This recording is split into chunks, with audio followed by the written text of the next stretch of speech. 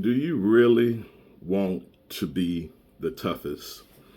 I grew up in inner city Memphis, Tennessee, and on the particular street I grew up on called Azalea. I was one of the few guys on the entire street that didn't have a big brother.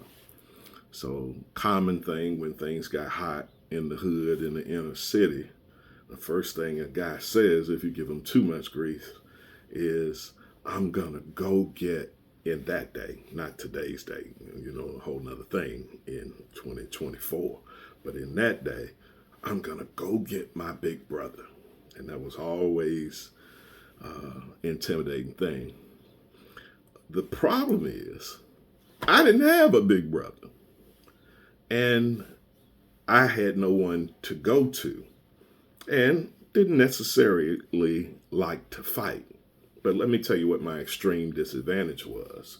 I learned in the inner city hood that if you wouldn't fight back, not only would that affect you, which you may or may not care about, but unfortunately I had two sisters, some younger cousins, and younger cousins. So your reluctance to fight back brought grief on them. So sometimes when you didn't even care about defending yourself, you had to defend to establish respect so your younger sisters and your cousins could walk in peace. There you go. But what I learned long enough that after a while, I grew a measure of respect on that street. And I could be seen as one of the guys that you didn't necessarily picked on, had a little measure of respect on that street. But having respect on that street doesn't transcend to the next neighborhood. You can be the toughest one on your street, but that doesn't mean that respect, I grew up in South Memphis, that respect would extend to Lemoyne Garden. That doesn't mean that it would extend to the Foot homes, nor the Claiborne homes, nor Lamar Terrace. The toughest guy in any one neighborhood, that doesn't always translate. When I got older and I moved to Westwood, I had to live with my father, and I had two younger brothers. And some of those guys enjoyed most because there were a bunch in that area, that part of Westwood, down near Doubletree and Cimarron and Lower Park Roads by Doubletree School, were a little upper echelon, upper middle class kids. So they started wanting to pick on my younger brothers. And I had been around real dudes, I said something in the barbershop a couple weeks ago, and the younger guys in the barbershop wanted to rip me one because they thought I was just talking. But I did go to school at Vance Junior High my 9th grade year, and I'm almost convinced that one or two of my classmates at Vance have already caught a body by that age. So don't prejudge people. And just because you're the baddest person in your hood, that doesn't extend to the next neighborhood.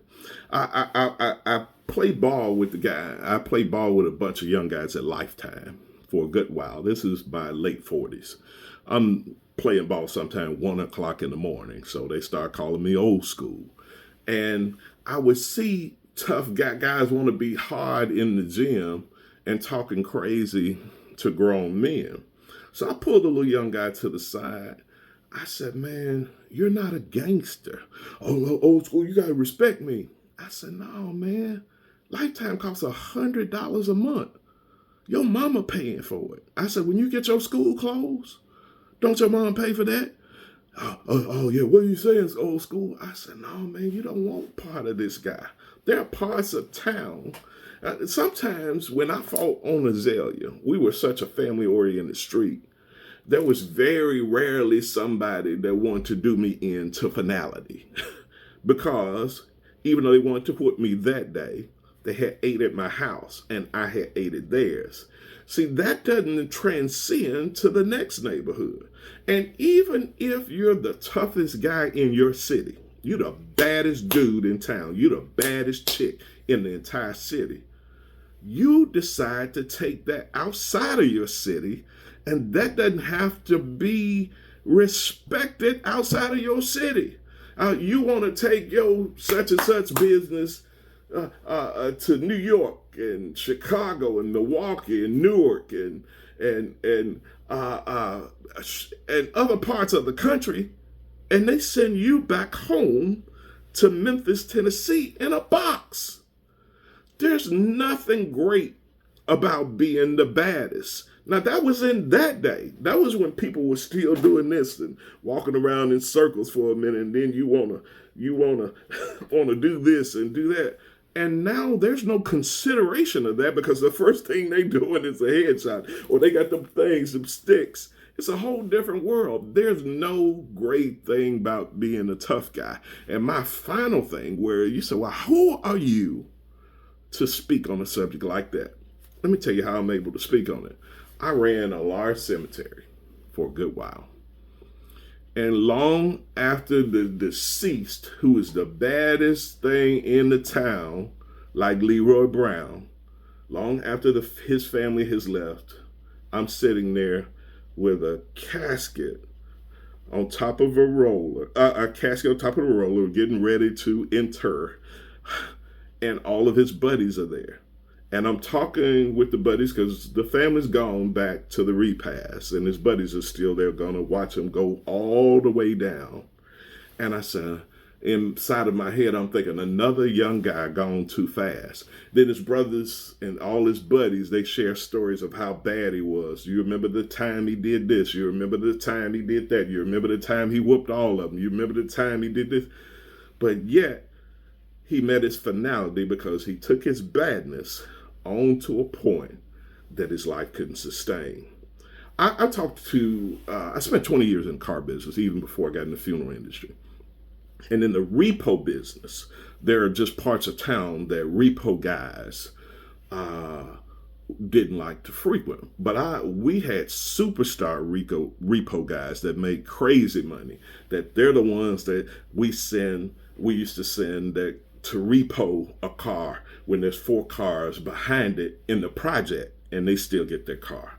And this guy was touted, he was paid so well, every dealership, every lender knew him, and this guy operated in some of the worst places in the world for years. And he said the one time he was shot was by a small businessman that he least expected. Now, he'd picked up in the projects all over America, and he ran up on a small businessman who he took lightly, and the guy shot him. He was fortunate to survive, but I'm just saying, watch out for being the bad guy or the bad gal, because there's always somebody out there, somewhere else, that's tougher than you. Don't run up on them. And that was in the days where people fought. Now, the guy with the quickest trigger or the scariest trigger can win the fight. Treat people right. I mean, it's your right to personally defend yourself. It's your right to get respect from another man. But sometimes the guy that walks away is the biggest man. Sometimes the guy that walks away is the smartest and the toughest, because you live to fight another day. So sometimes watch it, trying to be the toughest. I've buried thousands of people, and hundreds of them were the toughest guy on their street, the toughest guy in their hood, the toughest gal around, and it led them to a cemetery. Just be careful about having to be the toughest. Be blessed.